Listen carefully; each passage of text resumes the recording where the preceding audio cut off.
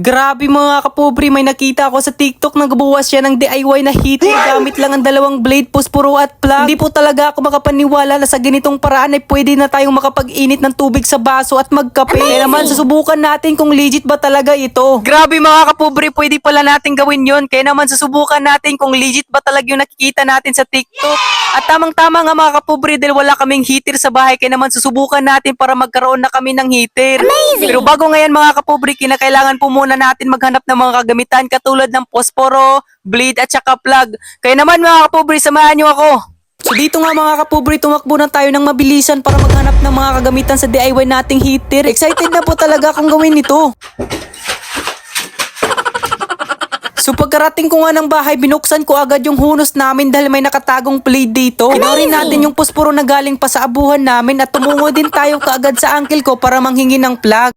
So ayun na nga mga kapobre, finally nakahanap na tayo ng mga gamit na pwede nating gawing heater. Ito na nga mga kapobre. Kaya naman tara, subukan na natin ito. So dito ay nag-prepare na nga tayo para nga magawa ito. So kailangan natin ng 4 na stick ng posporo at gayahin natin yung nakita natin sa TikTok kung paano ito asimbulin. Medyo nahirapan nga tayo sa paggawa nito dahil madali lang po kasi maputol yung stick ng posporo kapag nadiinan natin ito ng malakas. So pinutol rin nga pala natin dyan yung pulbura ng stick ng kulay maroon at kutsilyo lang palang gamit natin dito para maputol ito. So pagkatapos nga natin dyan ay tinuhog na nga natin yung positive at negative ng wire sa plug sa dulo ng blade at ikutin natin ito ng maigi para hindi matanggal. So ayun na nga mga kapobre, finally natapos na rin natin gawin ito. So ito na nga mga kapobre. Amazing! Grabe mga kapobre, excited na mo talaga akong subukan ito. Kaya naman mga kapobre, tara samahan nyo ako. So ngayon mga kapobre, susubukan na natin. So ito na nga po pala yung tubig natin, no? Woo! At syempre, wag po natin kalimutan yung plug natin. Ito po yung sasaksak natin. So yun na nga mga kapobre, excited na talaga ako.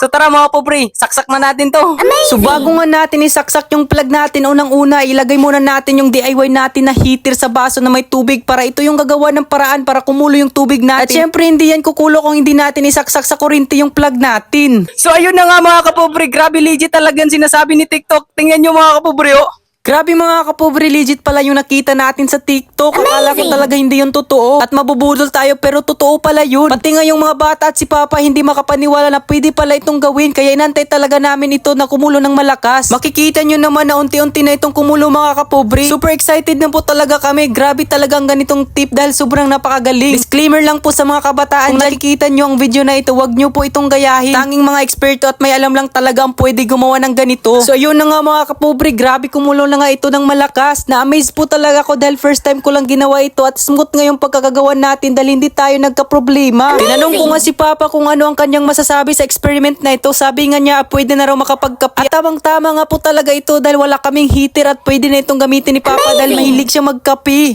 Grabe mga kapobre, legit pala yung nakita natin sa TikTok. Finally mga kapobre, may sarili na tayong DIY na heater. So ito na yun mga kapobre. Ayan. So ayun na mga kapobre, pwede na nyo na-try ito sa bahay nyo kung wala kayong heater. So mga kapobre, hanggang dito na lang tayo sa video na ito mga kapobre. Hanggang sa muli. Paalam!